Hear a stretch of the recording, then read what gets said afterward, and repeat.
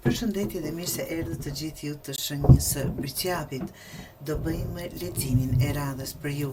Të dashur Bricjap, për kjo javë të fton të lirohesh nga pesha që ke brenda dhe mezi po e mban, që ke mbajtur peng dhe të hapesh ndar një qasje më të butë, më njerëzore, si ndaj vetes ashtu dhe ndaj të tjerëve.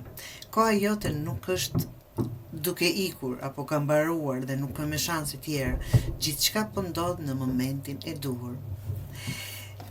Çfarë është e jotja nuk do të kaloj pa ty. Edhe vonesat, edhe pritjet janë pjesë e rrugës tënde. Ato po të çojnë aty ku duhet të jesh, Bricjapi. Lejo e vërteta që të ka mbajtur brenda, apo lejo të vërtetën të lirë. E vërteta që ke mbajtur brenda po të rëndon. Diçka brenda është duke çfarë do çka do që të jetë. Shpresë, frikë, faj, pendimi.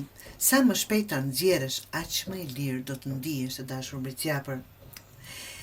Dhe lirohu nga kritika. Zëri yt i mbrëmshëm kritik ndaj vetes ka qenë shumë i ashpër. Është koha të ndalosh dhe të flasësh me veten me mirësjellje, ta duash dhe ta vlerësosh veten tënde. Kjo do të rrisë besimin dhe do të jap më shumë qetësi absolutisht. Dhe kur dërgojmë kësi lloj vibrimesh në univers, ato dhe i kthejmë, do thotë të mirën, të dashur. Pra, një gest mirësie, qoftë ndaj dikujt tjetër që më shumë e shikoj ndaj vetes së juaj, të dashur Bricjapi, ka ardhur koha ta bëni.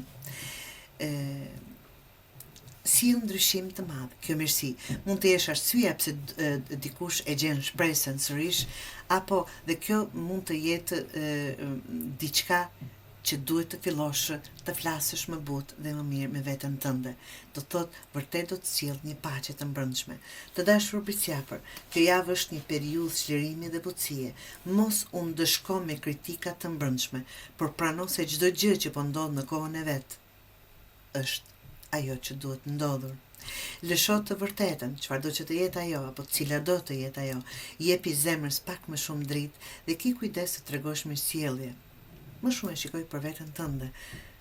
Ajo do të rikthehet tek ty me shumë fish, ndaj të tjerëve apo ndaj vetes tënde. Gjithmonë kthehet e mira.